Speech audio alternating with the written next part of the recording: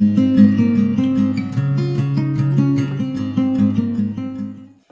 हम इस वीडियो में रसखान जी का कवित्त का अर्थ समझेंगे। ये जो रसखान जी हैं, इनका असली नाम इब्राहिम था और ये पठान सरदार थे।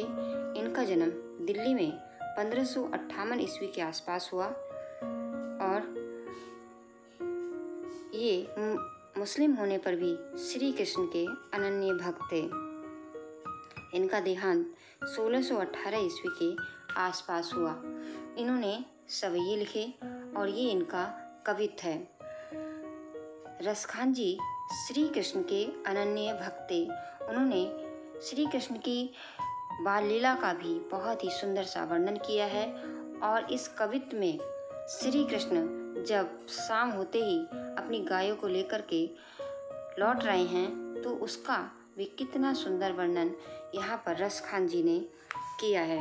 कहते हैं, गोरज विराजे भाल लह लही बनमाल, आगे गैया पाछे ग्वाल, गावे मृदु पानीरी, तैसी धुनी बांसुरी की मधुर मधुर जैसी, बंक चितवनी मंद मंद मुस्कानेरी, कदम बिटप के निकट तटनी के तट, अटी चढ़ा चाही पीत पट फहरानी री, रस बरसावे तन तपनी बुझावे, नैन प्राणनी रिझावे, वह आवे रस खानेरी।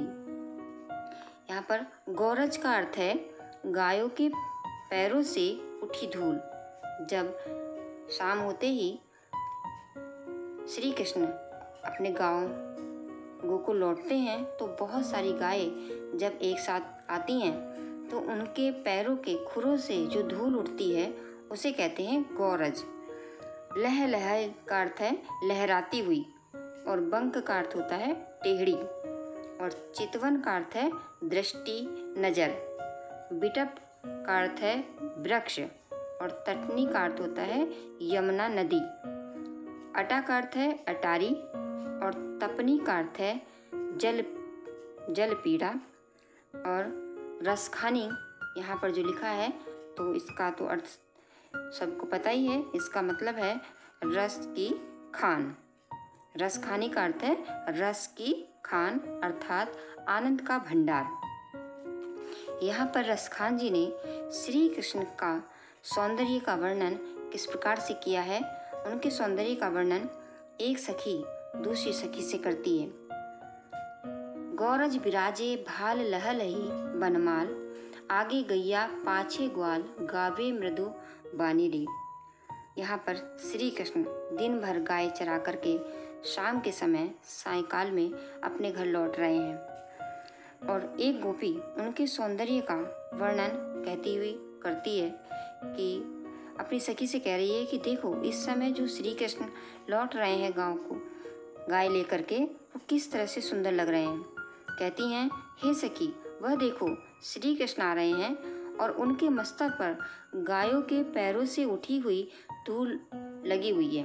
गौरज का अर्थ है कि जो गाय चली आ रही हैं बहुत सारी तो कच्चा रास्ता है तो उनके पैरों के खुरों से जो उठने वाली धूल है वो गौरज होती है, उसे गौरज कहते हैं और वो धूल श्री कृष्ण के माथे पर लगी हुई है और गले में लहराती हुई ताजे फूलों की माला पड़ी हुई है।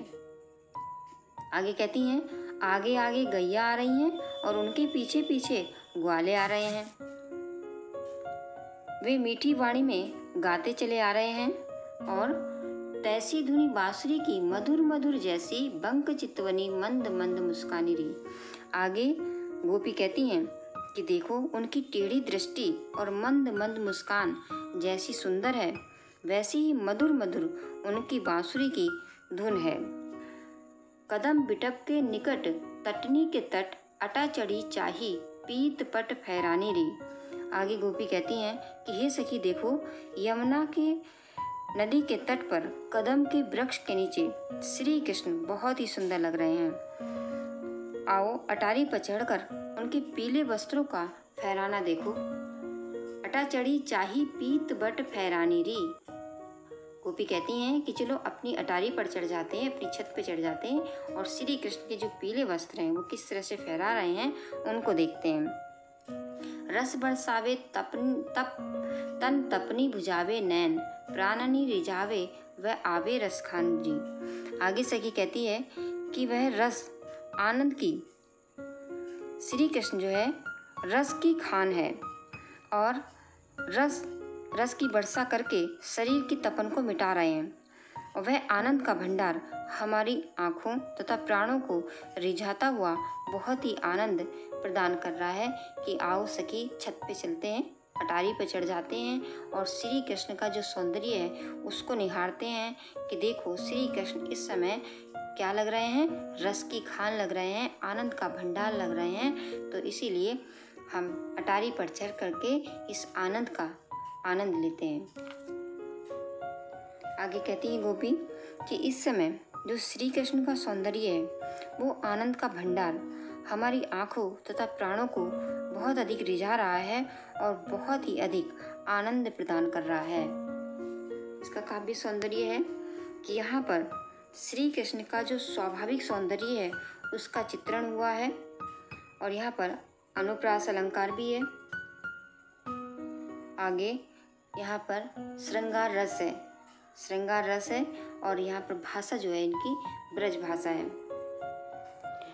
बोर्ड परीक्षा में किस प्रकार से बच्चे लिखेंगे ये सब यहाँ पर इसका अर्थ लिख करके यहाँ पर लिखा हुआ दिखाया गया है, तो बच्चे इसे देख करके अपनी कॉपी में नोट कर लें। तो आज हम इस वीडियो में इतना ही पढ़ेंगे।